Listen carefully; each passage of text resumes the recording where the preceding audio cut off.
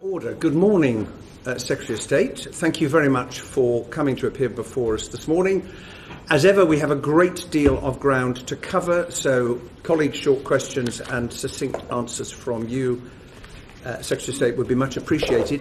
Can I begin with the meaningful vote on the withdrawal agreement? Leaving aside when that agreement is concluded, how long will Parliament have to scrutinise it before we vote on it?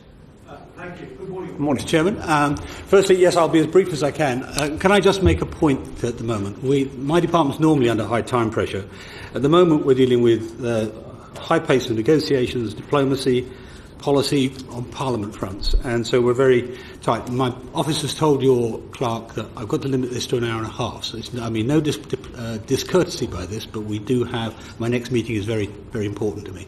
So I just want to make that point at the beginning. Now, meaningful vote. Can I just then say something on that subject? Because I speak, I think, on behalf of the whole of the committee that I don't think that really will do, because Part of your responsibilities is to appear before the Select Committee and to be accountable to Parliament. And I think this is the second occasion where you have said, as far as I'm aware, a specific reason, apart from having another meeting, has not been given. We've all got other meetings, but the committee has got a lot of ground to cover. These sessions are very important to us in enabling us to do our work, and I don't think an hour and a half is satisfactory. So may I say that to you? Well, I understand that. I hear what you say. We have today, as is well known, a Cabinet Committee this afternoon, which I have to have various things done before we do, so before we start. So I make the point to you. I hope we can get through this in an hour and a half. If not, we'll write to you with answers to questions that are left outstanding. And of course, as always, I'll try and make myself available whenever possible. If you remember, on one occasion I came at 2 days' notice to the committee. So. All right, now, meaningful vote. Let's just conclude this. Would you be willing then to come back pretty speedily to conclude the session if you want to cut it short to an hour and a half today? I think, let's see how we get on, and then we'll see how we deal with that, Chairman. I mean, we'll try and get through this as briskly as we can. We've got a lot of things to talk about. And of course, as always, I'll try and make myself available. I have, as I have done this last 3 weeks. Last week I was appearing in front of a Lords Committee. Next week again another Lords Committee here today. And as I said to you, we have the maximum pace at the moment on negotiation, diplomacy, policy, and parliamentary activity. Now, meaningful vote. Timing. One of the things we've said on the issue of the vote, the first vote. There will be several votes on the outcome of this negotiation. One, the first one will be what's been referred to as the meaningful vote, a vote on the overall treaty and agreement in the House, in both houses. I've given undertakings, I think actually at your request, Chairman, but it may have been Keir Starmer's, I think it was yours. At your request that we do this before the European Parliament has... Secretary of State, I'm aware of that. Mine was a very simple question.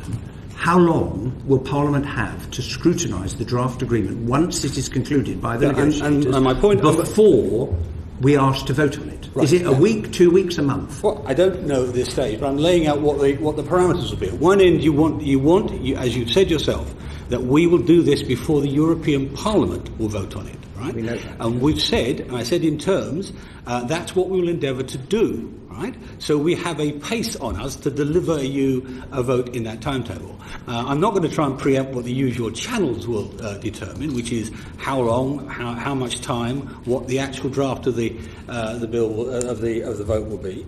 And also, I make this other point to you: unlike most votes in the House, in the previous several months, you will have seen unveiled or put in front of the public and in front of Parliament all the elements of the negotiation. We already know large parts of what's going to be put in front of the House.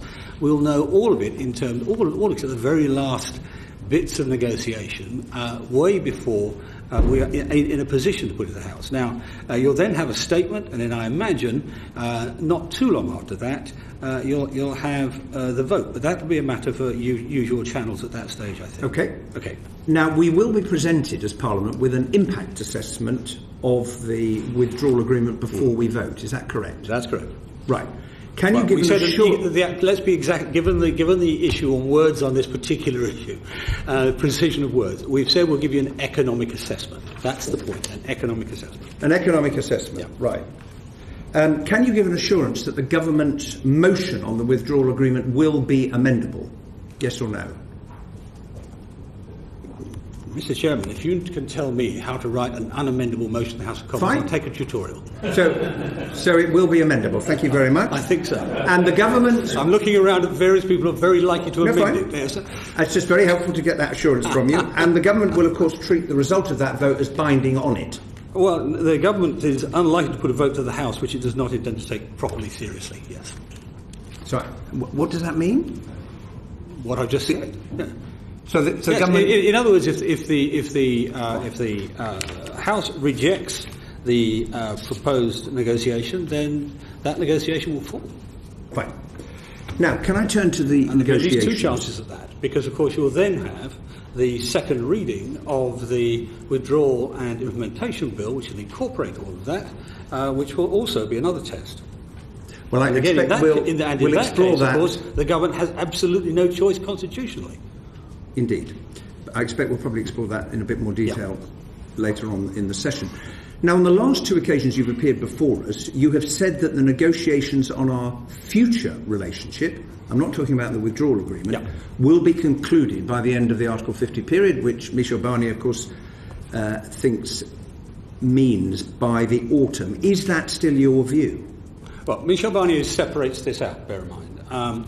The Article 50 period is the end, but what the end of the March 2019. But the Article 50 lays down in terms that the withdrawal agreement has to take into account the future relationship. So you have to have substantially agreed what the future relationship will be at the point you agree the withdrawal agreement. So yes. Right, so you think that is still possible. Yeah. Now, will the document on the future relationship be a political declaration or a draft treaty?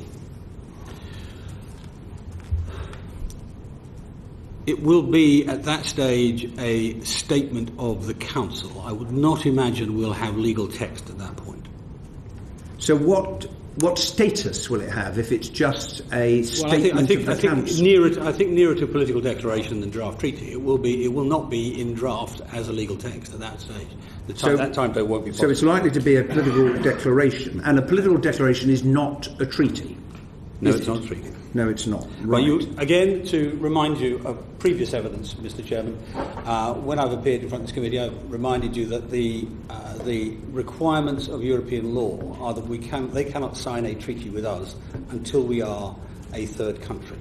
And that means they can't sign a treaty, which is any point at which the treaty becomes in any way binding, until the first days of April, the last day of March in 2019. So how can Parliament set any store by it if it's asked to vote on this whole process when the really important question of our future relationship is merely a statement of the Council in the form of a political declaration and not a draft treaty? Well, that doesn't mean the Council won't view it as binding. After all, we have in the past come to... I mean, each of the agreements we've come into in December and March are seen as binding, but they're not...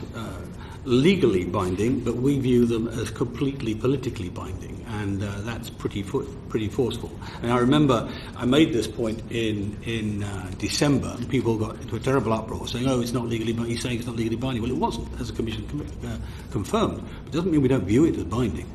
It is binding. Now, it's been reported you want to send over hundreds of civil servants to negotiate 40 to 50 strands of work between now and October. Yes. Is that happening? It will. I mean, what we've been having, as is in the public domain, discussions with the Commission in the last week and this week, and some of that's been about Northern Ireland, and some of it's been about the customs proposals. Some of it has been, and the most important bit in some ways at this stage, has been about how we organise the substantive negotiation. Because if we send over however many officials and there's nobody there to talk to them, that's pointless. What we are in the process of doing is discussing that with them. But yes, it will happen. It will happen, but has that been agreed by Michel Barnier yet? That's what Michel said, because I talked to him about this before the March agreement, and what he said in the press conference was that the future partnership will have to be dealt with. All elements of the future partnership will have to be dealt with in parallel, which is another way of saying the same thing. You can look the quote up. It was the March press conference. Now, if, as you've just confirmed, that the political declaration covering our future relationship is all we're likely to get as part of the withdrawal agreement, then inevitably negotiations on a treaty to give effect to that political declaration are going to spill over into the transition period, isn't that correct? Not inevitably. I mean, bear in mind, you've just left out a 6-month lacuna in that. Between October and March, October of this year and March of 2019. So it does not inevitably mean it will spill over into the... But it might? It is not our intention that it will. Indeed, but that depends on the other side. It does. And I do not expect... I mean, various important players, not in the negotiating team, but various important players have made it very plain that they want the substantive... future partnership to be very detailed. Angela Merkel, for example, said that, even in October.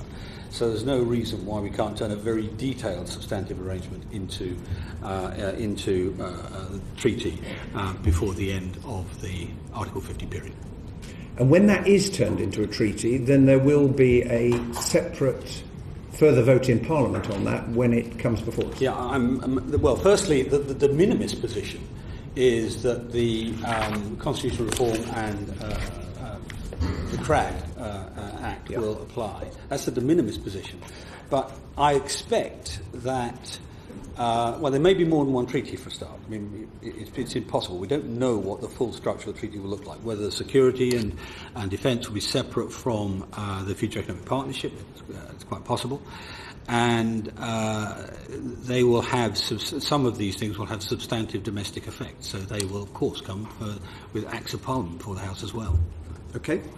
Now, can I turn to the question of customs arrangements in the Northern Ireland border? We understand you visited the border on Monday, but it doesn't appear that you are much closer to finding an answer. Now, you said on Monday, I think, we hope to have this sorted by October, but it has been reported that the European Council wanted to see significant progress by June. So how are you going to do in 2 months what you haven't been able to do in 22 months thus far? Well, the first thing to say is that perhaps the most important voice on this would have been Leo Varadkar, who said he would rather see a good agreement in October than any agreement in June, unquote. So what's reported, I don't know what the veracity of it is. We'll make progress as fast as we can on this. There are some hard issues at the core of it, as we well know, but our undertaking is very plain. We will maintain, we will avoid a hard border at all costs. We will underpin the peace process, the Belfast, the Good Friday Agreement, and all the elements of it, and we will come up with a mechanism which will enable that to happen at the border. Now, what we have said all along, and indeed the Council agreed, and indeed Mr Varadkar agreed, was the best way to do that was with a good agreement, a good free trade agreement, because that then eliminates a lot of the issues from the beginning. Not all of them, but a lot of them. And that's the way we're addressing it. We will, of course, address what they could term options A, B, and C, and the free trade agreement is option A, but we'll address all three of them in that time.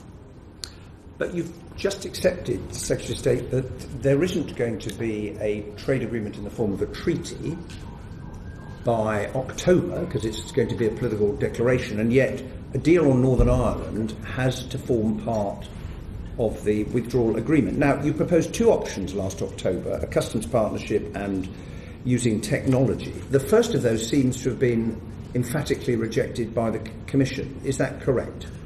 The first of me, no. I mean, so they're still open to a customs partnership. The Commission has taken an open negotiating position. So that's where it is at the moment.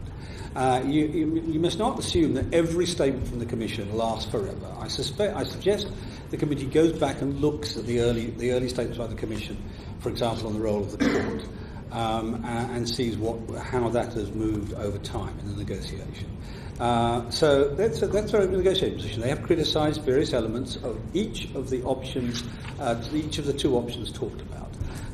We will go back and address those in negotiation. That's what a negotiation is for. Right. So they haven't accepted it, but you're saying they haven't rejected it? It's the first day, as it were, or the first few days of this round of negotiations. It's the opening position. It's all a bit late, though, isn't it? No, it's not. Look, I mean, the commission itself. Bear in mind the interaction of this. And by the way, you conflated entry into force with the treaty signing and so forth in talking about the relationship between the future agreement and the withdrawal agreement and the arrangement with Northern Ireland. The effective importance of the Northern Irish arrangement is at the end of when it comes into effect, is the end of the implementation period. Because until the implementation period is over, we are de facto operating within the single market, within the customs union. It's at the end of that takes effect. So that's when it has to impact. No, I don't accept that we're in anything like as difficult a position as you describe. It is, of course, not straightforward. It's not going to be an easy negotiation. Nobody has pretended that, and certainly not me in the course of my time in this job. Has the government had any talks with suppliers or businesses about the technology you want to use under the second proposal? The B proposal. Yeah, using technology to get rid of a border. Yes, indeed. I mean, and some of the technology exists already. Indeed, most of it exists already. And I was talking, you mentioned I was in Northern Ireland, I was talking to one of the industry groups there at that time about their requirements on this, actually to supply the UK through the Irish Republic. But much of the technology already exists, but it's a question of the extent to which it is used. So, for example, automatic number plate recognition exists already inside Northern Ireland in terms of tracking patterns of big shipments and so on. But in terms of the authorised economic operator, that exists at the moment, but not in sufficient quantity to make this work. Electronic pre-notification exists at the moment. Indeed, a great deal of work of the compliance of traders across the border on issues such as excise. There's already an excise border there. Is done electronically, as you would expect, and done by either pre or post notification. So a lot of these things exist already. What we're doing, what that particular so-called maximum facilitation option does, is take all the best practices from around the world and in different parts of it and put them together into one. So it's no component of it's new, although the overall size of it is new, or would be new. But have you started discussions with any suppliers of the technology, talked about lead times, putting in place a plan for actually making it happen, as opposed to saying it exists around the world? Some of it is already being done by HMRC's planning. Okay. Yeah. And I think you had the head of HMRC here speaking about this, who said to you, if I remember correctly, there is no need for a hard border in Northern Ireland under his organisation's plans. Now, finally from me, you've emphatically rejected remaining in a customs union, but when the trade bill returns to the House will vote on whether it wishes to adopt a different policy, i.e. to remain in a customs union. If that's carried, you're going to have to change your policy, aren't you? Well, I'm not going to enter into hypotheticals on what the House may or may not do, and if the government is defeated in these arguments, I expect the government's policy to be upheld. But if it isn't, you're going to have to respect it, aren't you?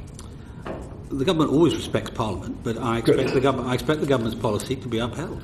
Very helpful. For good reason. Thank you. Stephen Crabb. Mr. Chairman, Secretary of State, last time you were here, you told us about how you'd changed your view on the wisdom of staying inside the customs union. Do you now regard the customs union as a protectionist racket? You're trying to put words in my mouth, Mr. Crabb. Look, the customs union, it's like all customs unions, is designed for the interests of the countries within it. It has advantages for them. When we joined back in the 70s, from about 72 to about 85, we saw a significant improvement in our trade with Europe off the back of that. It sort of tapered off after that, but I wouldn't use those phrases. I try to avoid pejorative phrases in my job because diplomacy is a large part of it. So what's motivating yours and your colleagues in government's position towards the customs union right now? Is it because you are persuaded that the economic upside of new trade deals, that there are game-changing economic opportunities out there for the United Kingdom that we need the freedom to be able to get?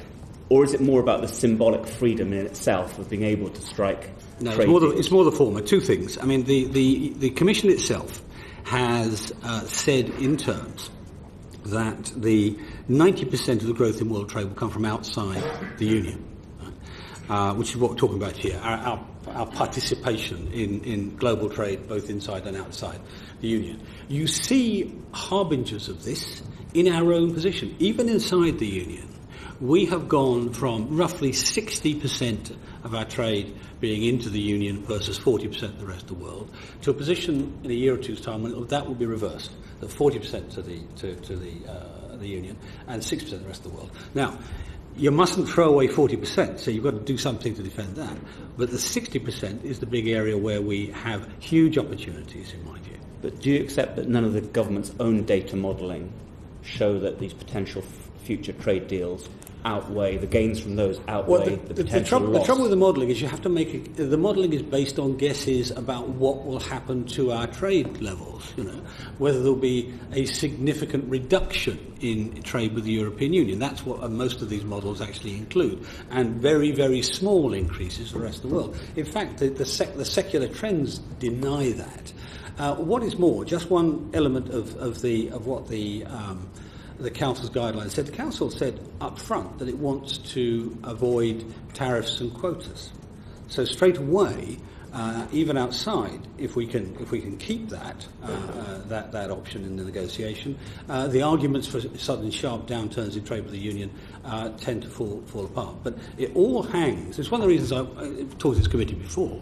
I have been rather, dismissive is the wrong word, but not particularly enamoured of mathematical modelling techniques, is they all sit on assumptions about what will happen to trade. And if you get that assumption wrong, the whole model is wrong. So you regard the government's modelling as wrong? Well, the best modelling in the world is wrong, is what I say to you, and I've said that. I think the last time I was here, I said that the Bank of England accepted. I think the deputy governor referred to a Michael Fish moment about modelling because they couldn't predict it, and the Queen famously in 2008 said, "Why did nobody see this coming?" Talking about the financial crash. So I mean, there are a fair few examples of modelling being wrong. Even the OBR, I know that they're brilliant at what they do. They're very, very good. But look at the size of errors in the forecasting of debt borrowing levels. I mean, the previous Chancellor had a fantastic windfall one year. I think 26 billion was found down the back of the sofa. That was a modelling error beforehand. Finally, Secretary of State, can I put to you, do you not agree that in the same way that there are some people who now argue that after Brexit, so we can have a liberal immigration policy because we will be making a sovereign choice to have that kind of liberal immigration system, and that it's a free choice for us and it's in our national interest? Similarly, some people say, after we leave the EU, it may be that we choose to maintain EU-style regulation because we recognise it's in our national interest and it's a free sovereign choice for us to do that. It's not being forced on us. If you're persuaded that staying inside some kind of customs partnership is in our national interest, do you not see that there's a strong argument, similar to that example I just mentioned, that a free sovereign choice to be part of that arrangement would be in our national interest? Well, the reason I first changed my mind was because looking at the size of the opportunity outside. I mean, I'm not somebody who's ever been nailed to a particular ideology on these things. And particularly in the area of free trade. Free trade is never perfect. On immigration, you know better than me, given your history, about that area. Yet my job is to get the decision back to Parliament, the decision back to the UK government, and then for them to make individual decisions in the best interests of the UK, both its economy, its social structure, and whatever. So, and that's why when we talked about a free trade agreement with an a generous and comprehensive free trade agreement with an associated customs agreement, if you have no tariffs, if you have no quotas, if you have mutual recognition of standards, why would you have a very high friction border? And if you can avoid that, then that takes away the advantage of a customs union. Thank you. Okay, thank you. Craig McKinney. Thank you. Just discussing where we like to be with EU citizens. The Prime Minister has mentioned that we want a streamlined system, get rid of the 80 pages of filling in that is currently the case. Has there been any progress thus far on within the Home Office that you know of as to what that streamlined process might look like? Will it be drawing on national insurance data? What are the thoughts thus far? A great deal of progress. I mean, what's been done? I mean, there's a whole effort going on this to make it user-centred, right? And so to that end, just as an aside, we've got groups set up which involve EU citizens here. We've had, of course, liaison with all the embassies and so on. Now, coming back to the information base, the aim is to make it absolutely the minimal necessary work from the point of view of the individual making the application. So we intend, for example, to use things like HMRC data and allow people to effectively prove their work history by referring to their own HMRC data. So, yes, that's what we're aiming to do. And some of that started. Have you got any indications as to what EU and other EU countries are thinking of on the reciprocal basis for our citizens thus far? Not at this stage, no, we don't. At least I don't. I mean, it's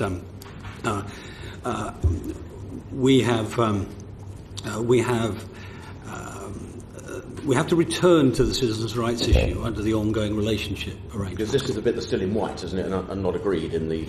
Well, I think, from memory, I think the citizens' rights in the withdrawal agreement is green, but it doesn't include everything we would necessarily like. As we've said very publicly, voting rights and onward movement rights and other things. But the voting rights we may never resolve with respect to the union. We may have to do all of that bilaterally, but I've already raised that with many of my opposite numbers there, and I haven't. None of those I've raised it with. I haven't raised it with the most difficult countries, but none of those I've raised it with have had a problem with it. They've said yes, we want to deal with this bilaterally. So we have. That's not what we're doing. We're not doing that via the union. But other issues we will be raising via the union. Onward movement is one. And when we deal with that, we're going to have to address how the practicalities of how it's done, because it will then have actually more complex practicalities than we're facing with the 3 million here. But we haven't got to that point yet. Okay, thank you very much. Pat McFadden. Thank you. Secretary of State, can I take you back to... Good morning. Can I take you back to this question of the resolution that the House is going to be faced with later this year? What will the government do if Parliament doesn't accept that resolution? Well, if we reject it? Well, as I say, it's a hypothetical. I don't think we will. I think we intend to bring the best possible negotiated conclusion we can to the House, and then we will make the best case we can. We don't normally lay out what we'll do if we lose in votes, as far as I'm aware. You said before that if this happens, the deal falls. Sorry, You said before if this happens, the deal falls full stop in total. Is that true in all circumstances? If it's a straightforward defeat of that, I would expect that to be the case. The deal would fall. Yes, I would think so. For example, there's an amendment... If we are unable to carry it forward, then we're unable to carry it forward. And the chairman asked me, will we respect the vote? The answer is the government will respect votes it brings to the House.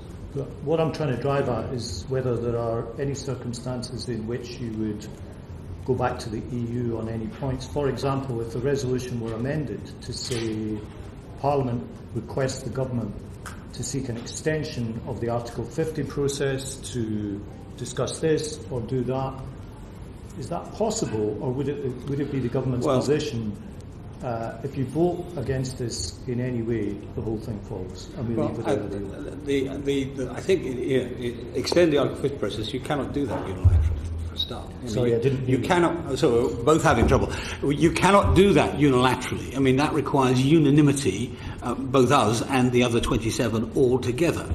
And so that won't be. You know, if the Parliament asks for something which is impossible, then obviously we can't deliver on it.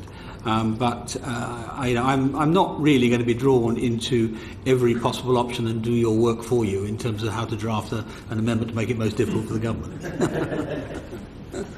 Of course, it's not just down to the government, but Parliament can request our government, and it's not impossible. It is simply that it's not solely in the gift of the government, and those are two different things, aren't they? The which? It is not impossible to extend Article 50. It is simply not within the gift of the the rules are clear. I mean, if with unanimity it can be extended. Correct. Yeah. So it's not impossible, is it? Well, it may be impossible. It depends on whether anybody else wants to stop it. I mean, the other side of this argument, you remember, the Walloon Parliament held up a treaty with Canada for some time, and the TTIP options pretty much died off the back of a few countries' objections. So, it may well prove to be impossible. I can't tell you at this point. On the likely time we've got for this, the Institute for Government produced a report the other week, which you've probably seen, setting out various scenarios. They thought Parliament should have around 5 days to discuss this. Does that seem in the right ballpark? Well, this is, I mean, I don't know what the timetable will be when we get to this point. I mean, if we have an agreement, as we are intending to, both sides are intending to, in October, then we have what will, I imagine, happen. In the first instance, the Prime Minister will come back and make a statement to the House, and then there would be a vote put. Now, normally speaking, I wouldn't expect that to be immediate, but as I say, it's a matter for the usual channels. I mean, 5 days doesn't sound onerous, but as I say, it's a matter of the usual channels. Okay, I'll leave it there. Yeah. Thank you very much. Seema Malhotra. Thank you, Chair. Thank you, Secretary of State, for coming to give evidence to us today. Could I ask you first just to clarify further whether the withdrawal agreement text that is brought to this House in October will be the final text? It will be the text we will have negotiated at that time, yes. So it will be the final text and subject to amendment thereafter if there are amendments that can be brought forward by the House? The agreement? Yes. No, the House will not be able directly to amend the agreement. The agreement is effectively in the form of an international treaty, and you can look up the conventions as well as I can on that. And will you be looking for approval of both houses of Parliament before proceeding? That's what we've said. And what will happen if the House of Lords doesn't pass? The House of Lords has accepted that it would, if I remember correctly, in one of the debates on Article 50 when this was first raised, that in the event there's a difference of view between the two houses, it would defer to the Commons. Could I ask you, Secretary of State, you've said that you can't... So the Commons is the critical vote. Yes, could I ask you this question? You've said that you can't confirm how long we will have for scrutiny in the autumn.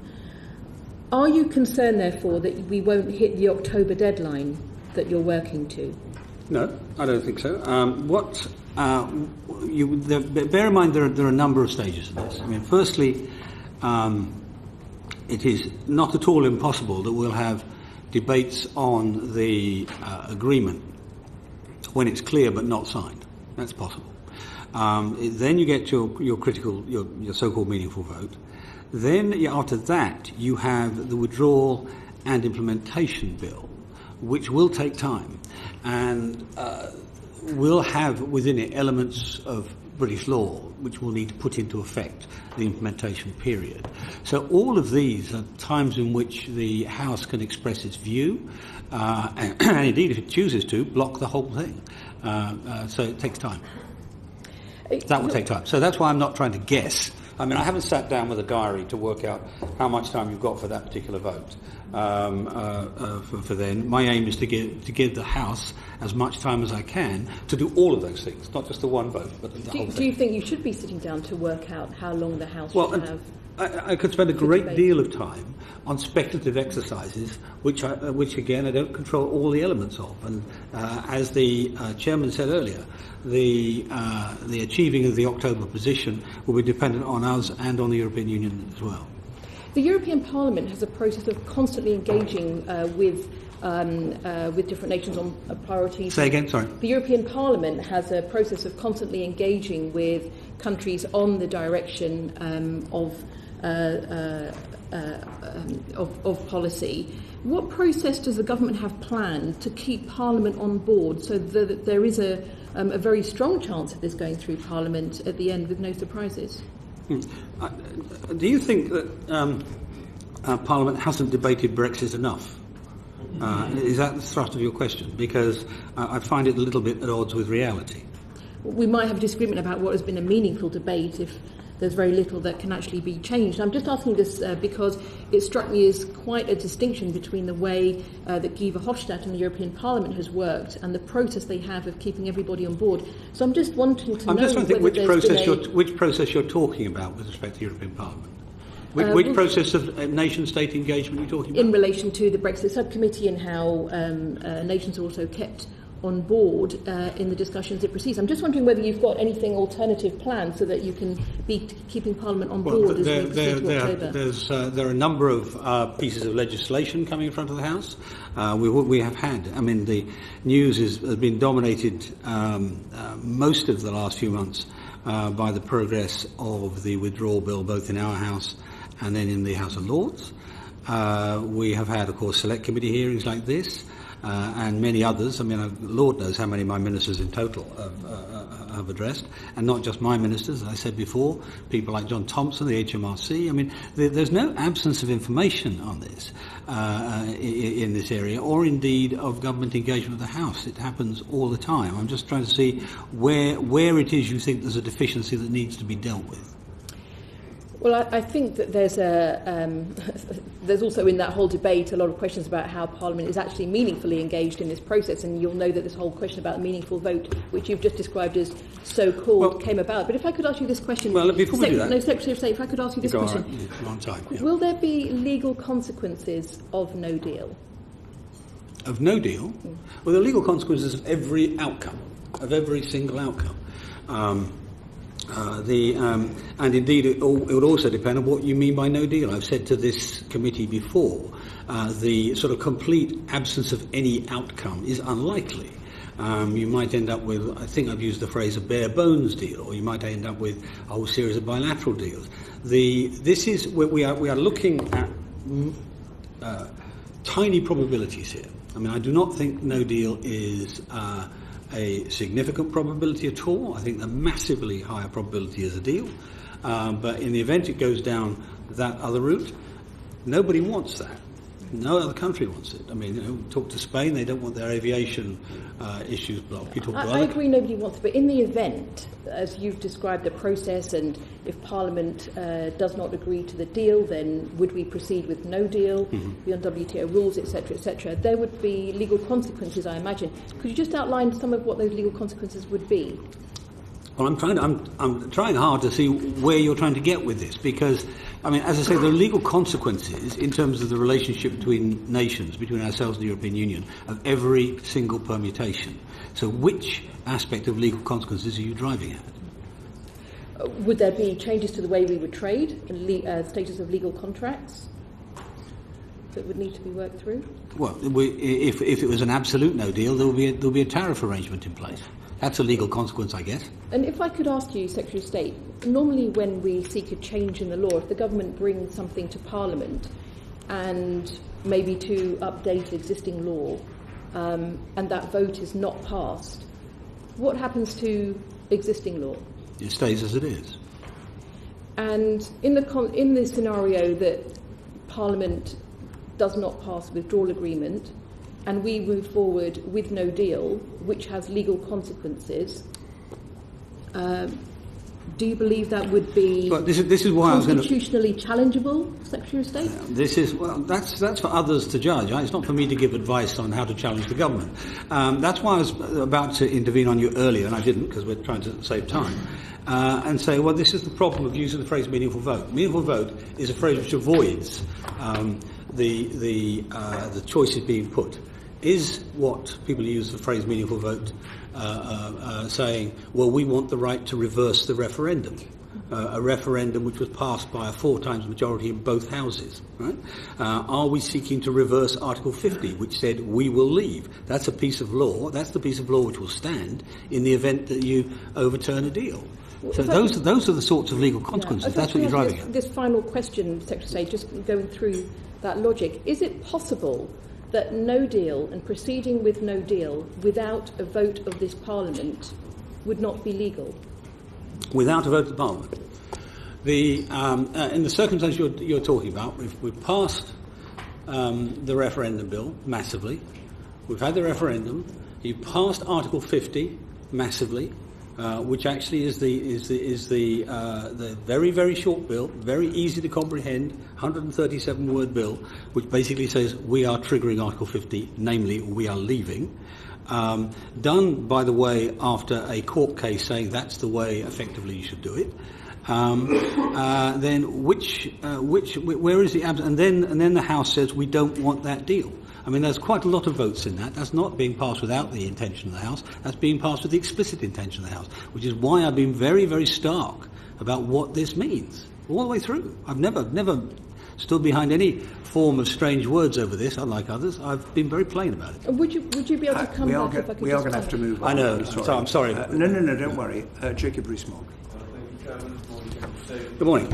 I wanted to made to the transition deal and the issue around sincere cooperation in trade deals, because there's an exemption to allow trade deals in spite of sincere cooperation. And I wonder if you could explain how that will work, what the opportunities will be, and what the limitations may be, particularly in relation to our activities on international bodies. Well, this was, in essence, the biggest single ask on the British side in starting down the route for the implementation period, transition period, you choose your phrase. And the reason for that was that we were denied the right to do that by being a part of the common commercial policy and also by a duty of sincere cooperation. We couldn't even start down the route properly under the duty of sincere cooperation. What this does explicitly is allow us to negotiate and sign such deals, but not enter into force. That seemed to me to be reasonable, because if you opened up a free trade deal, let's say we had zero tariffs with some other trade partner, they could export products to here, and then in theory people could export them on without hindrance to the European Union. So it created a great loophole in their external tariff. So that was in effect the offer we made, and it's essentially been accepted. The advantage of it, I spoke earlier about the huge size of the trade growth in the rest of the world. The story of the last 30 years has been the spectacular growth in world trade, a fantastic effect in the chairman's old stamping ground on world poverty, and also huge opportunities for a country like ours with our world network, our English language, and all the various other competitive advantages we have. So that's what it's aimed to do. And the aim is explicit. It's to be able to get off to a racing start once we are formally concluded the whole process, including implementation period, of having trade arrangements in place. And we saw Justin Trudeau just last week saying he wants to be first in the queue. And will the government be able to act independently in relation to the prospect of trade deals in international bodies such as the WTO, or will we be bound by sincere cooperation in such organisations? Well, we're in the middle of discussion with the Union over the ongoing trade arrangements, which they have negotiated previously, and how we fit within those. But other than that, I see no reason why we should be restrained. And is it your hope and expectation that the first trade deals, having been signed in the implementation or transition period, will come into force the day after we have left? Well, That's my hope. That's your hope. I can't tell you at the moment whether it's an expectation, because we're not really far enough down the road. And there's one concern with the two proposals for customs with the European Union, that neither of them is likely to be ready for day one after we've left. Neither of which, sorry, I missed the first. Of the maximum facilitation and the special customs partnership. Is there a risk that the government may be saying we need to stay in the customs union for an interim period, which would obviously hamper our ability to implement any trade deals that we signed? No, I mean the problem here. I mean, at the end of the day, you have the option of varying effectively the sampling rate when you are checking things coming into the country. Bear in mind, our customs operation is checking things coming into our country. The bigger risk from that point of view is the other way, is what the French customs authorities, the Dutch and others, and we're talking to them already to try and facilitate that. But no, I do not expect the solution to that to be extension of membership of the customs union. I view that, on my part, as a failure. Thank you, Secretary of State. Okay, thank you. Samuels. Last week you started the discussions around the future trade arrangements. Yeah. There have been rumours that those have been suspended because of the issue of the Irish border. Have they been suspended, or has the Irish border issue, and especially option C, been an impediment to them moving forward? No, I mean, clearly it is dominating quite a lot of the discussion. But no, I saw the report you referred to, and the Commission itself explicitly said that was not true, and we've had no indication it was true. So no, we don't think that's the case. Well, certainly the Irish government and the EU have said there has to be progress on all three options for the Irish border. Obviously, the government has put forward its proposals for options A and B. There's a stalemate with option C at the present because of the way in which it has been interpreted.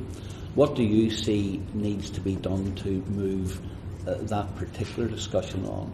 Well, there's a difference of view, as you described at the start. There's a difference of view on option C. I mean, what the Commission proposed was simply not acceptable under his. Indeed, not acceptable, I think, to the main opposition parties either. I mean, certainly not the Labour Party. I mean, I'm not sure what's got that position is. So that's not a tolerable one, because it basically breaks up the United Kingdom, or does effectively starts a process which will break up the United Kingdom.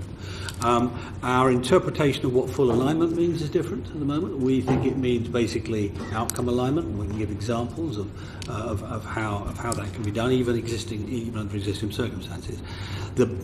We all of us think, including the Irish government, that the best option is option A. And option A, of course, hangs on how comprehensive and effective a free trade agreement you have. If you don't have a tariff or a quota between ourselves and any of the 27 member states, including the Republic of Ireland, then that makes all of the customs agreement options easier. It doesn't take them away, but it makes them easier. So, I mean, you'll know this better than me. In Northern Ireland, when people cross the border, they cross an excise border, they cross a VAT, they cross a tax border, they cross a currency border. And for companies trading across that, they have to deal with that now, and pay those differences in excise or VAT or whatever it might be. And so that would be any financial difference. The issue then will resolve down to regulatory issues, and how we get mutual recognition of regulatory issues, and rules of origin. Things that come into our country, taking up Mr. Rees-Mogg's point before, if things come into Britain or to Northern Ireland, which are from countries with no tariff, which otherwise will pay a tariff going into a 27 state, then we have to find a way of dealing with that.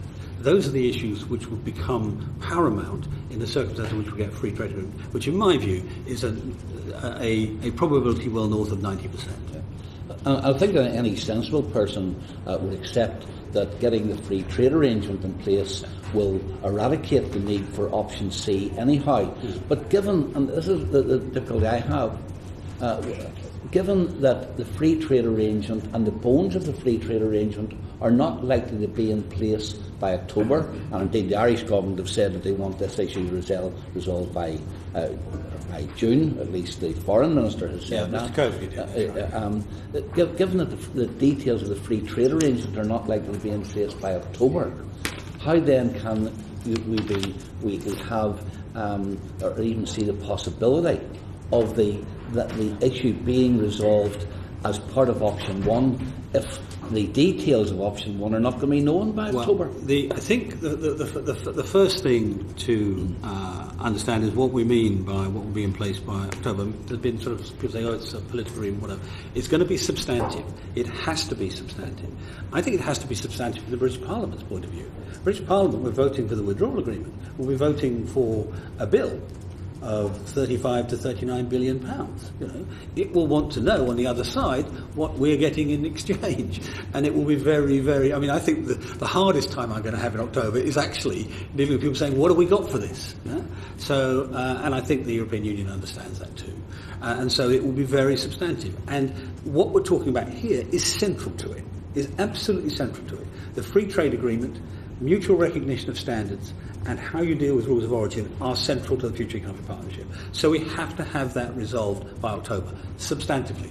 Technical details, maybe not.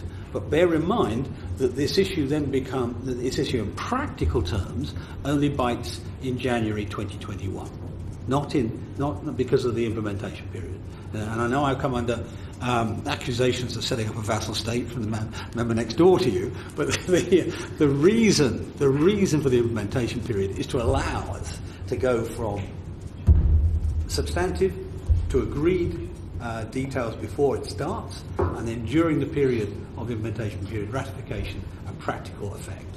That's why that sequence works like that. And for the record, it is still the government's position that if there is an insistence on option C being finalised by October, that it will not include either different arrangements for Northern Ireland or indeed total regulatory alignment for the whole of the UK. That's right.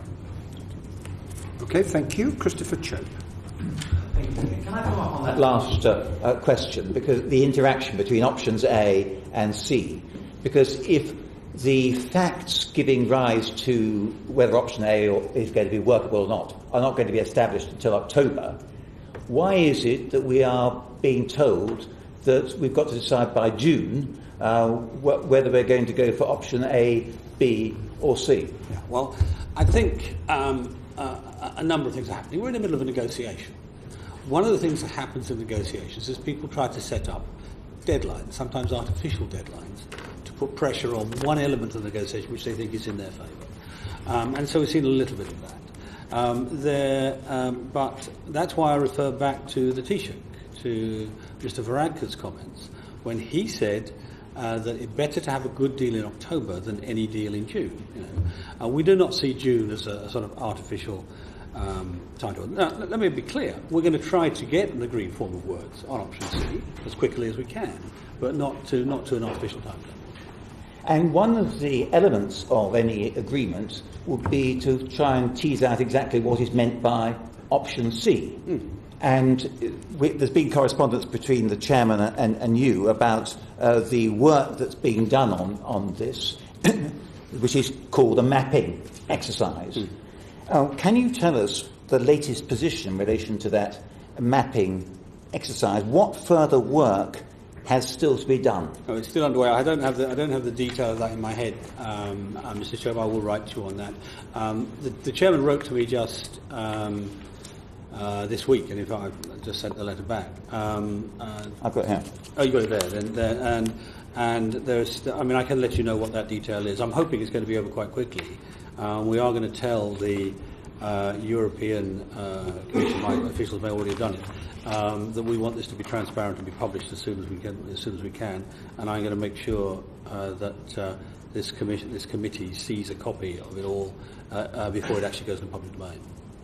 So what are we talking about? Weeks or days? Well, you asked me to put a guess on top of a guess. I don't know, but we will write back to you very, very very quickly in the next day or so, and give you an idea of that. Yeah, I mean, it's just that the answer you gave to the chairman is obviously very carefully worded, as all civil servants' letters are. But it says... You're trying to suggest I didn't write my own letter. Well, I'm sure you signed it. It's got your signature on it. But it says further work has been agreed to finalise it.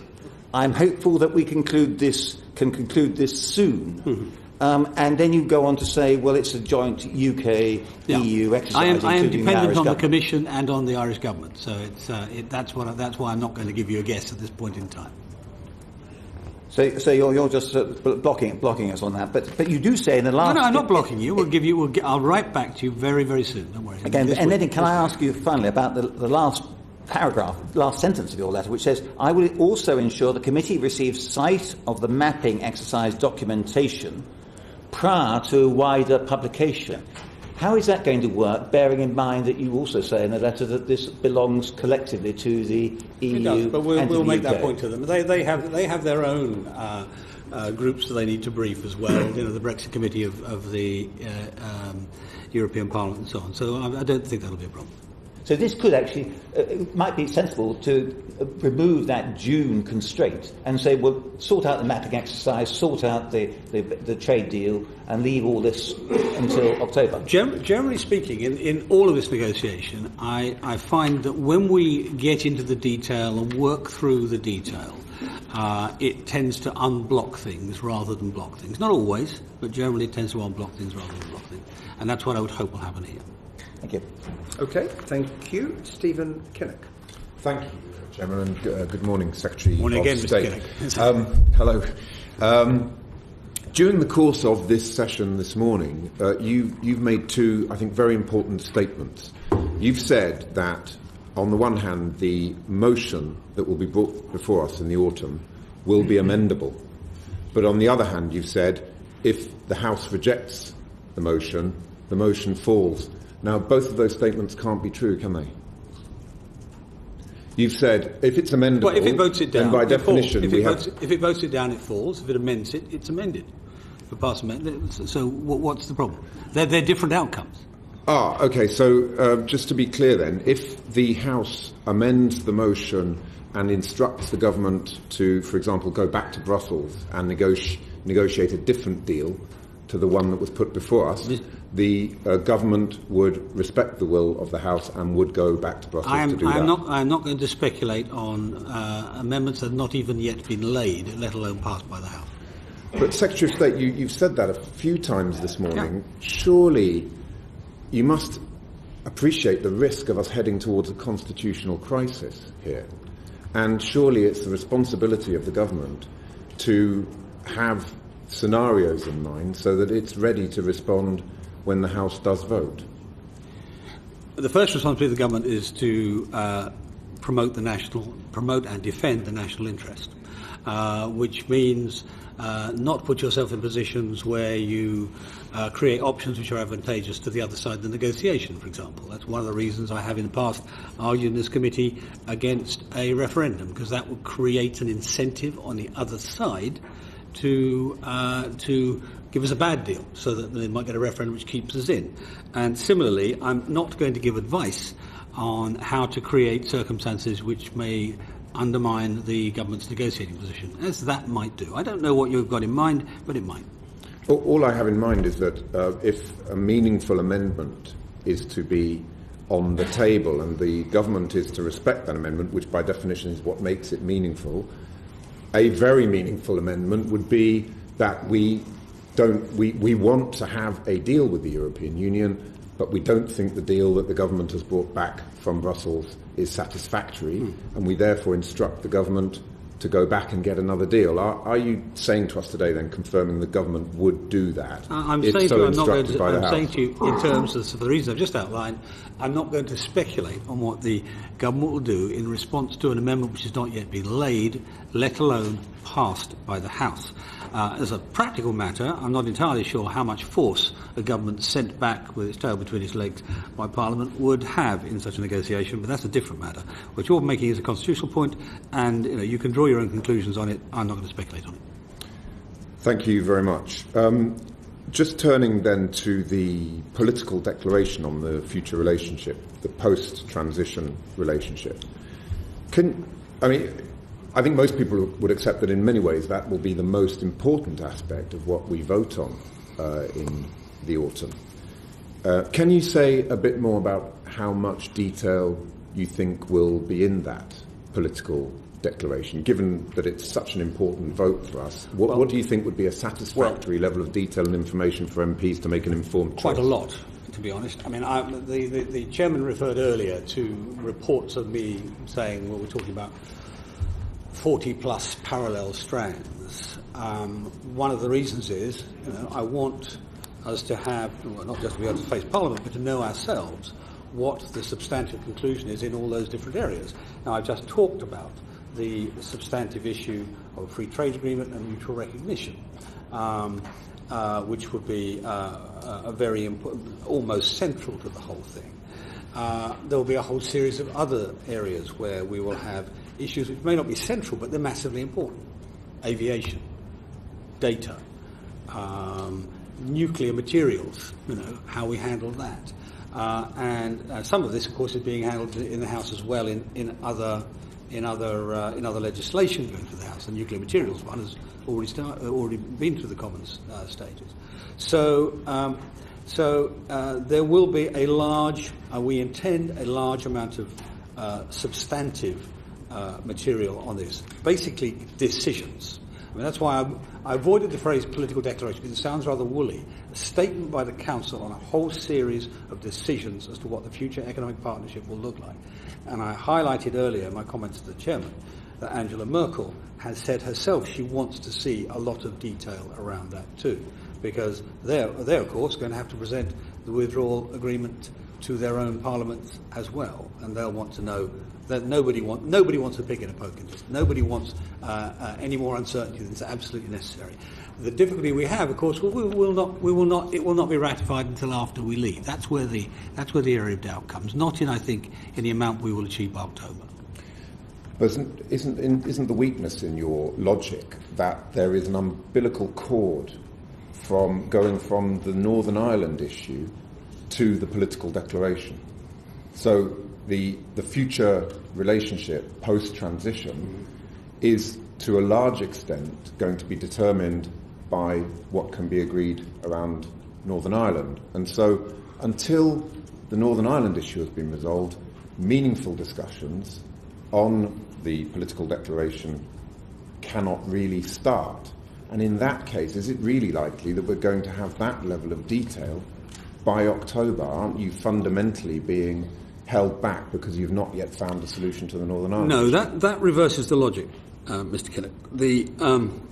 We have said since the beginning, indeed, when we were at this stage of the first round of negotiations, organising the four strands, we were very clear we wanted Northern Ireland in there because we view both the circumstance of Northern Ireland and protection of the Belfast, the Good Friday Agreement, and indeed, bluntly, the protection of our closest neighbour, Ireland, as fundamentally important. The economy of the Republic of Ireland is fundamentally important. Yeah. So that means it's important, but it doesn't mean that the best route to solution is via option C. Indeed, when I had a conversation with Michelle about this before March, back in Downing Street, I said, actually, we should do them all in parallel, but the one that everybody wants to work, and I include the Taoiseach in this, and I think even Mr. Coveney, who may have said some other things which I don't agree with, but I think the general view is that a free trade agreement will make the Northern Irish border issue much, much easier to deal with, but also will protect both Northern Ireland and the Republic of Ireland's markets and economic position, and so they have an interest in doing that. Secretary of State, I absolutely understand those arguments, but the British government has made it clear throughout this process that there is an integral, intrinsic relationship between the Northern Ireland issue and the future relationship post-transition. Yes. And that the Northern Ireland issue is one of the three big ticket issues under the divorce piece of this negotiations. You then move on to the future relationship post-transition. So, by its own admission, the British government has been saying we can't sort out the future relationship until we've sorted out Northern Ireland. And if that is the case, and Northern Ireland still isn't sorted, is it realistic that we're going to have a very detailed political declaration given the very short time frame that we have here? Yes, I think it is. I mean, the thing to be aware of course, is that the option C, in essence, is almost a sort of reserve parachute, sort of the final backstop guarantee, really. For all elements of this. But nobody sees that as the most desirable outcome. Everybody sees the free trade agreement, option A, as the most desirable outcome, and I think that's true across the board. Maybe with the exception of one or two people who want to keep us in a single market at almost at any price, but I don't think there are many of them. So, so I do not take your view. I think it can be done in parallel. Indeed, we're intending to do it in parallel. That's part of the reason, it's part of the outcome of our 45-plus parallel strategy. Thank you. One final question. Will the political declaration be sufficiently detailed that the OBR would be able to make an assessment of it prior to members of Parliament having a vote on the draft agreement? Off the top of my head, I don't know. Let me just think through for a second. Bear in mind, we are going to provide an economic assessment ourselves. The OBR is required by the 2011 Act. I've forgotten its title now. Something like Budget Responsibility and National Audit Act. To make 2 forecasts a year based on government policy. And so it will. And I'm not sure quite how the timing of that will fall. So I don't know the immediate answer. However, I mean, the simple truth is, to come back to almost the underlying point in much of this discussion earlier. Much of this will be in, well, nearly all of it will be in a public domain in the run-up to the point of the outcome. Up to the point of October, and of course, both the OBR and the National Audit Office have access to all government data anyway, so I don't see that being a problem. But let me have a think on that. If I'm wrong about that, I'll write to you. Thank you. Howard Williams. Thank you, sir. Good morning. Good morning. The reports that we've seen are that you have comprehensively rejected option C. And I just wondered, you've said yourself that you agree that there's a need to include legal text detailing the backstop solution for the Irish question. Do you have a backstop of your own, and would you let me sort of start with, I don't like to correct people, it's correction. We haven't rejected option C, we've just rejected the Commission's first attempt at it, because it was one which both sides of the House have said no British government could accept. We will come up with our own wording on it. We're working on that as we speak, and we will come up with our own wording on it.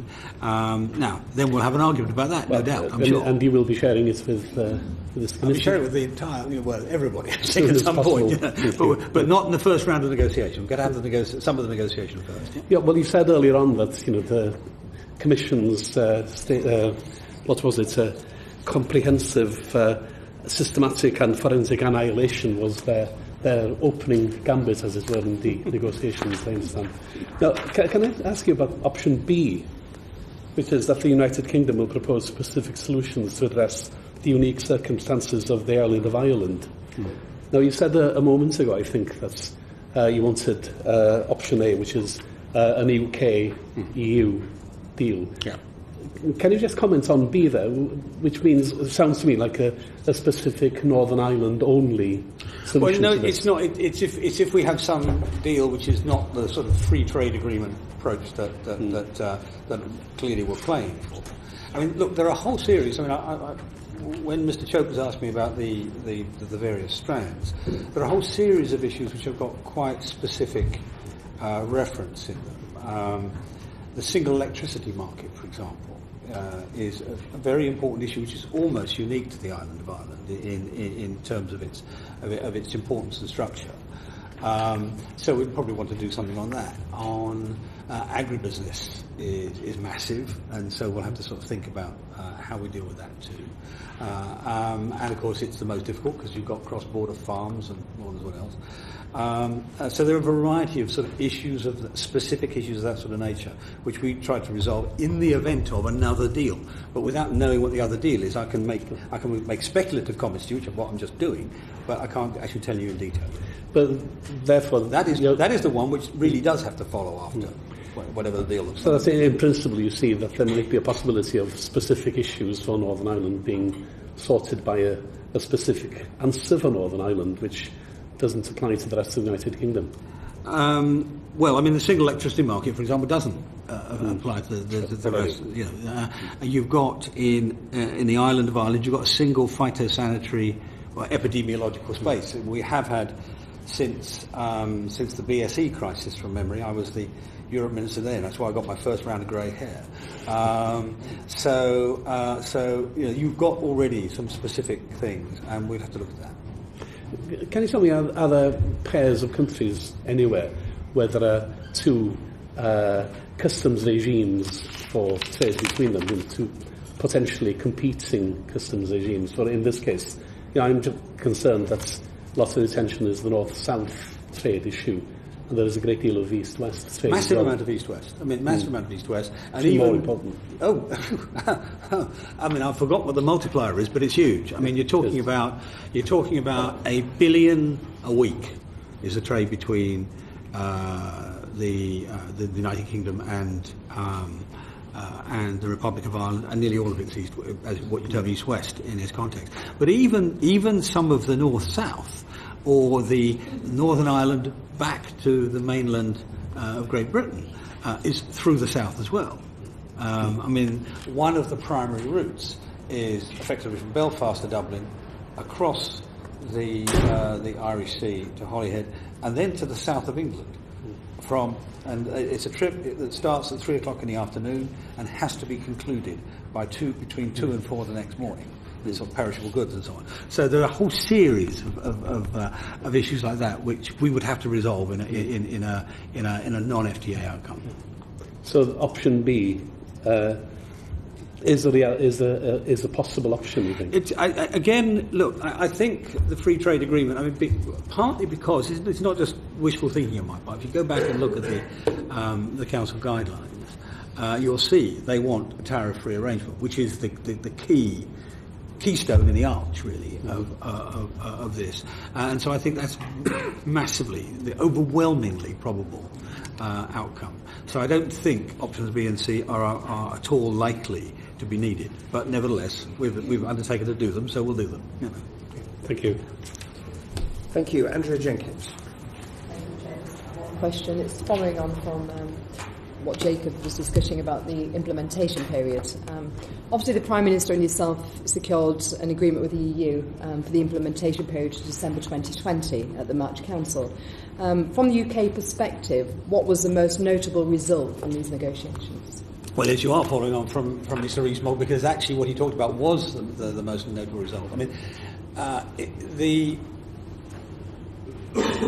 big part. I mean, look, the referendum was not primarily decided on economic matters. It was decided on control of our own destiny. That was what it was really about. I mean, but nevertheless, the one big economic upside. I mean, there's a small upside in terms of some regulatory efficiency, but there's the one big upside is the improving our access to non-European global markets.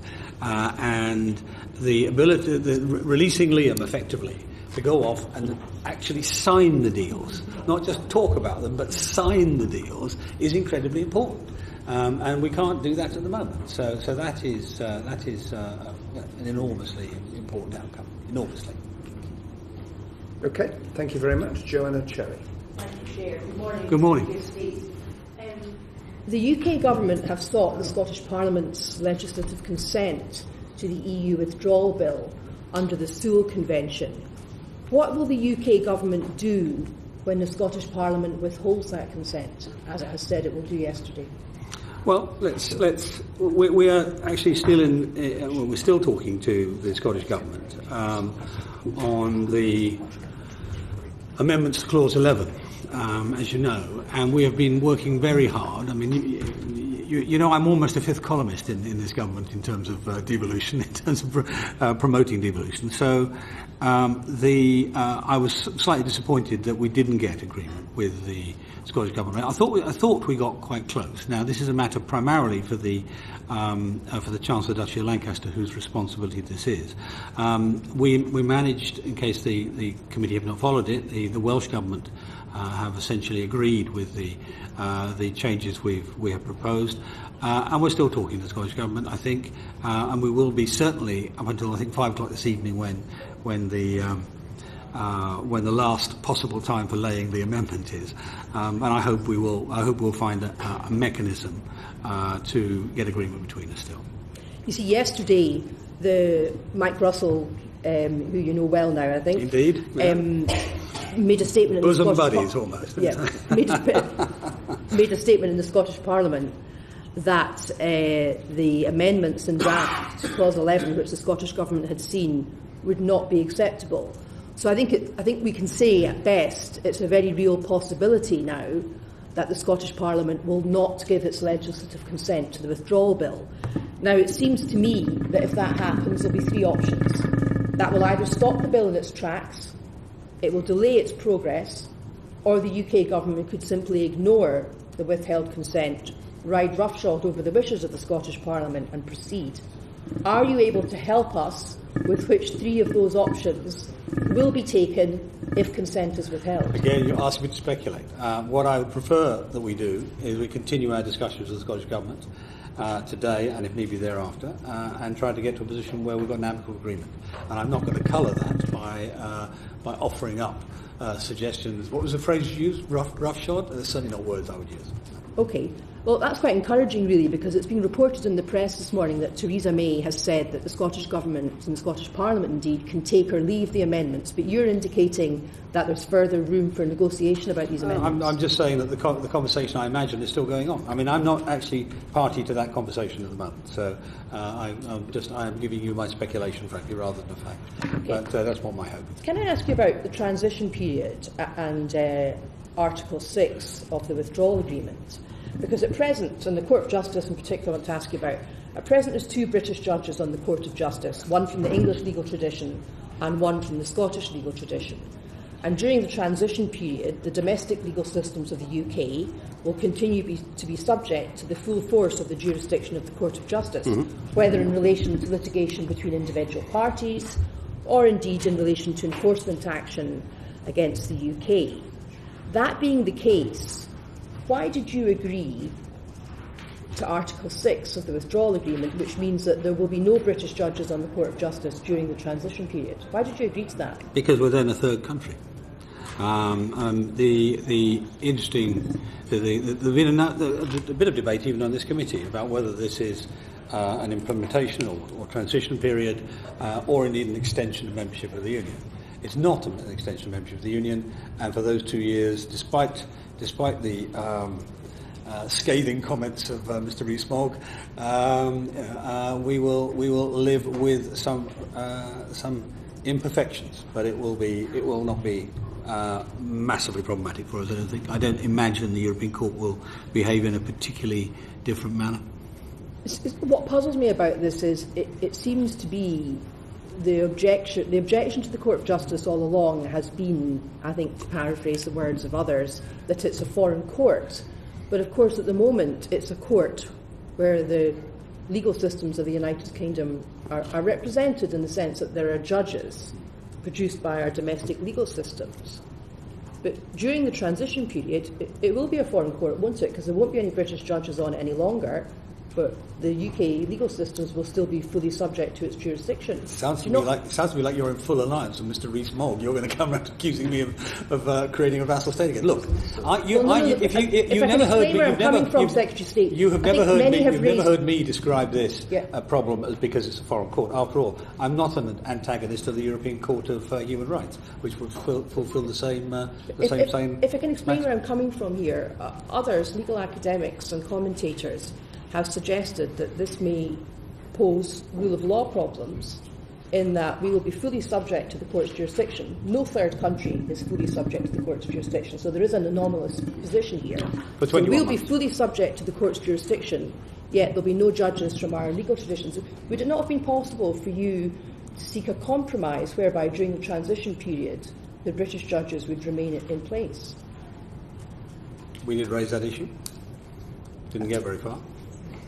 So you agreed to there being no British judges during the transition period, despite the fact we will agree to all elements of the withdrawal agreement when we sign it off, assuming we do, assuming Parliament allows us to. Thanks, Chair. Thank you. Secretary of State, after March 2019, when we won't be party to EU structures and decision-making, Michel Barnier has told us that he wants to see elements of the future arrangements, which he characterises as 4 pillars, in place as soon as possible during the transition phase. And I think he's particularly thinking of foreign security and defence arrangements. But given the sensitivity and urgency often involved in, say, home affairs, justice and police decision-making, would it not make sense for the architecture for really all the pillars except the future trade agreement to be in place as soon as possible during the transition? And wouldn't it also be incredibly useful for both parties to have architecture and arrangements for dialogue on financial issues, where stability of financial markets is so important to both of us? Yeah, that's an interesting thought. Well, let me start by just in terms of how fast we can get it into place. I mean, the truth is, for all of these areas, we want to do it as quickly as possible. And certainly for security, defence, home affairs issues, as fast as we can. So we share that aim. The thing that will slow that down, well, if anything slows it down, will be agreement on some critical areas of how it works. I mean, things like jurisdiction of the European Court, to come back to Ms. Cherry's point, issues of whether the European arrest warrant will work and so on. So we agree. We want to see this, or how it will work. We agree that we want to see this in place as soon as we can. In financial, are you thinking financial regulations? To get you to elaborate your question, because it's a fascinating idea. I'd not thought of it before. So. Yes, certainly all the financial regulators, I think, made it clear when we took evidence from them last week that they would welcome this arrangement. Indeed, hinted that there had been discussions of a similar sort around it. I just wondered whether that was not in terms of the pillars. There hasn't. There's been some talk already between regulators. I mean, one of the things which will undoubtedly be necessary will be cooperation over financial regulation in terms of stability management, really. As indeed there already is at pretty much at a global level, of course. I mean, when we have crises, the Fed talks to the bank, talks to the ECB, and so on. But it's an interesting thought, and let me take it away and think about it, because we have to structure somehow how the future financial relationships will work. The thing to bear in mind, I would say, this is literally off the top of my head, is that one of the areas which makes agreements mixed agreements is when the national stability is engaged. One of the reasons that financial matters have to go through a mixed agreement is because every country has a potential carve-out on financial stability. So it might trigger a mixed agreement ratification procedure. But I'll think on it. And the other thing that I think would be incredibly reassuring for businesses in particular is the amount of detail on what the EU tends to call, I think, the thematic pillar, all the detailed issues on aviation, chemicals, nuclear power and so on. Do you anticipate that there will be enough clarity on all of those by the time it comes to the vote on the withdrawal agreement in October? Yes, because I mean, my argument to the Commission has been, we all want the withdrawal agreement to go through, but from the British point of view, I mean, at the very least, we're talking about a major sum of money, but we're also talking about major elements of migration control for the interim period and so on. All of these elements are things that the British Parliament will want to see the quid pro quo for. Yeah. And so the only issue, in a sense, where parliamentarians won't have complete clarity before the vote in October will be the Northern Ireland issue, given that really we hope to find the solution through the comprehensive free trade agreement. Well, no, I don't think that will be a lack of clarity either, because once you have got the in principle agreement on, let's say, mutual recognition, and then and on tariffs. And some sort of customs agreement to minimise the friction on the border. That's the point at which we'll be able to turn around and say, yeah, on that basis, option A will work like this, and we'll be working on that from now. Don't think we'll wait until it's done. We've already got work on this. Indeed, the so-called maximum facilitation option is really based around that thesis. So we will. I don't think Parliament will have major doubts in any of these areas. The issue will be the detailed legal text, which will not be there. Indeed. Thank you. Now, what time do you actually have to leave? Well, I have to be at the meeting at 11. So how long is it going to take you to get there? Let's run till 10:02, shall we? What? Let's run till 10:02, shall we? Right, okay, well then they're going to be very quick questions from colleagues who haven't yet been... And I'll try to be quick answers. Yeah, no, if you can. I'm going to start with Jeremy Lefroy. And a single question and a single answer would be really helpful to get the others in. Thank you very much, Chair, and good morning. Morning. Last week, when we met in the City, we were told that the two major issues for financial services were contracts and data, and particularly contracts which extended over whether it's the 31st or 29th of March 2019 or the 31st of December 2020. What work is being done on that? Because clearly this is absolutely fundamental to an area which is extremely important to all parts of the United Kingdom in future. Yeah, well, a great deal of work is going on that, mostly within the Treasury, as you imagine. But that's in play.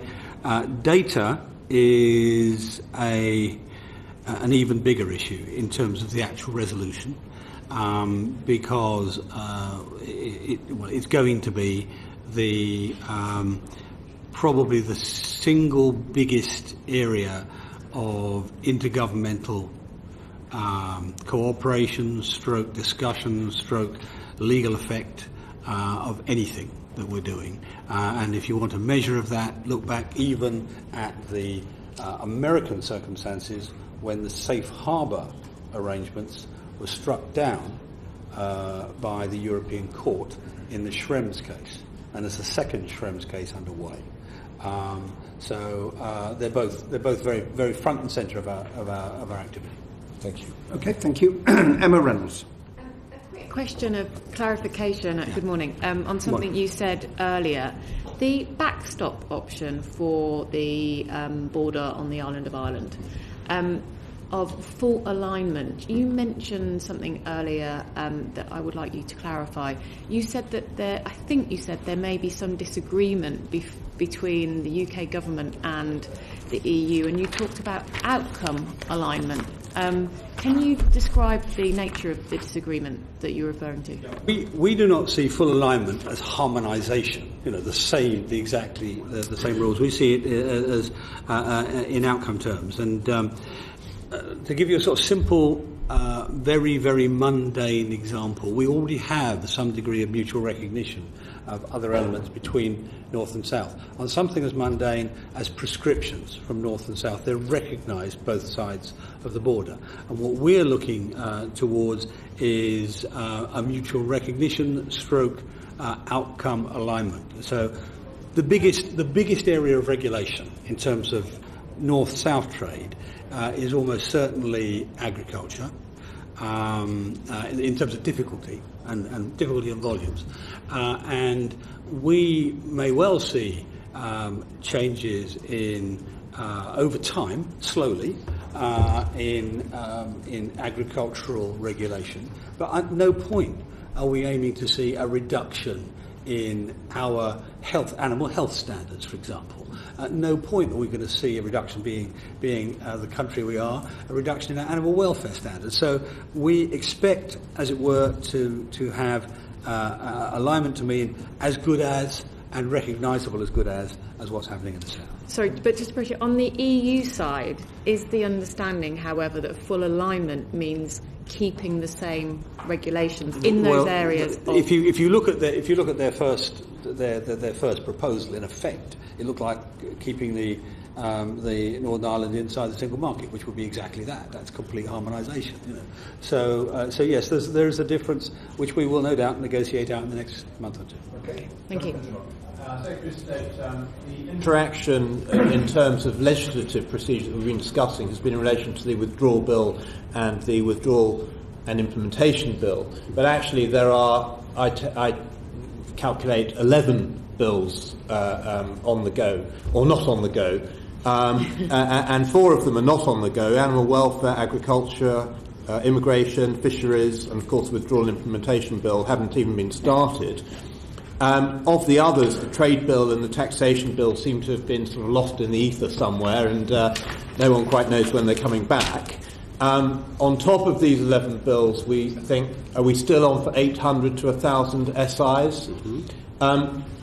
I don't think I'm unfair in saying that, a lot of people are saying we're kind of winging it. And is there going to be some element of discipline put into this legislative process and some idea of when we're meant to be doing what? Yeah, well, the first thing is winging it is unfair, but there's undoubtedly the case that we're having to cope with changes as we go along. Even to give you one example, you're right, 800 to 1,000 SIs, most of which, not all of which, some of which will apply to the beginning of the implementation period, but a significant proportion needs to apply to the latter part. But take SIs alone. We have just agreed in the process of the withdrawal bill through the Commons and now going through the Lords to have sifting arrangements in place for SIs, which will decide, or not decide, but certainly recommend what happens to an SI if we propose a negative and the House thinks it should be a positive, which will of course change the timetable and so on. So we can't just sort of draw up a sort of lovely timetable. We never have on SIs, as you well know from your own time at Justice and so on. So yeah, there's a lot to do. I mean, we're taking 45 years of law and putting it into our legal system in about 3 years, all told, at the stretch. Some of this needs to be done earlier, prior to the actual implementation period, but much of it will actually tend towards the end. So we've got a little more time than you think. You're right. I think at the moment, my count was 6 at the moment, including the withdrawal bill in play, and issues like immigration, the immigration bill, can't really start until we have the Migration Advisory Council report, which is not coming until September. And we've said all along we want to do this on the basis of what's been the national interest, and we need that report in place before we do that. It's been an interim report. We've got to wait for the second one. So, no, we're not winging it, but we are having to accommodate different changes as we go along, and there may be other changes in the withdrawal agreement, which in turn precipitate the need for new SIs. That's why one of the more controversial elements of the withdrawal bill was Clause 9, where we're taking the right to actually use SIs for withdrawal-related issues. Otherwise, most of them, nearly all of them, are simply taking EU law and putting it into British law with the necessary clarifications, that's all. Does that answer? To paraphrase you from last time, all that legislation, that was then, this is now, and time's running out. On which subject? Vera Hobhouse. Secretary of State, you and the government have said on a number of occasions EU citizens shouldn't be worried about the settled status process. However, shouldn't be worried about the settled status process. but there continue to be. And the difference between the two processes I'm worried about, either an application or a registration process. If it's an application process, the application can be refused and there's no proper appeal process.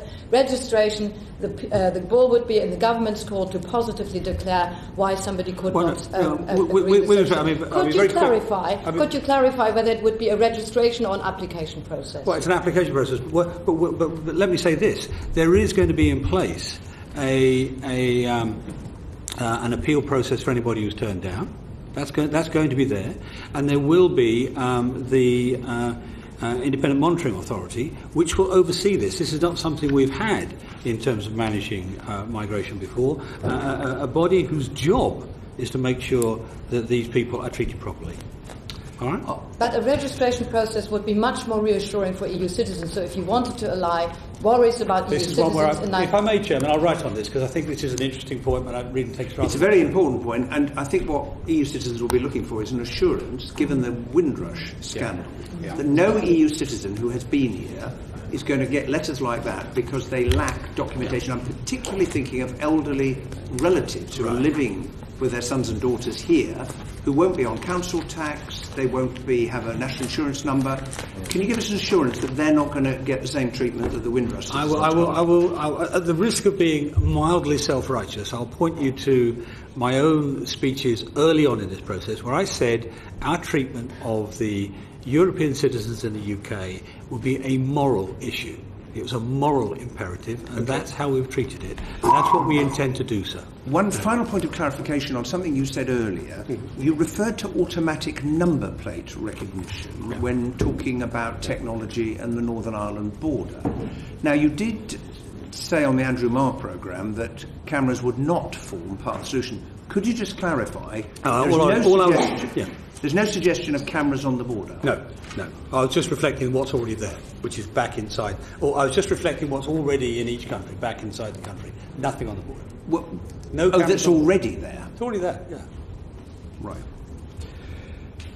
Okay. Now, can I just say to you in conclusion, thank you for coming today, but there are others who definitely wanted to ask questions, and can I repeat, it's not satisfactory to be told, having fixed a date, having taken time for your office to be able to find, and we recognise all the pressures upon you, then to be told there's a time constraint. So I trust on the next occasion we get a date quickly and there is adequate time, because as you are busy negotiating, we will want to be busy questioning you, and I hope you will respond in that spirit on the next occasion. Indeed you will be, and I hope there's been a satisfactory session for everybody to ask questions today. Thank you very much, Mr. Chairman. Order.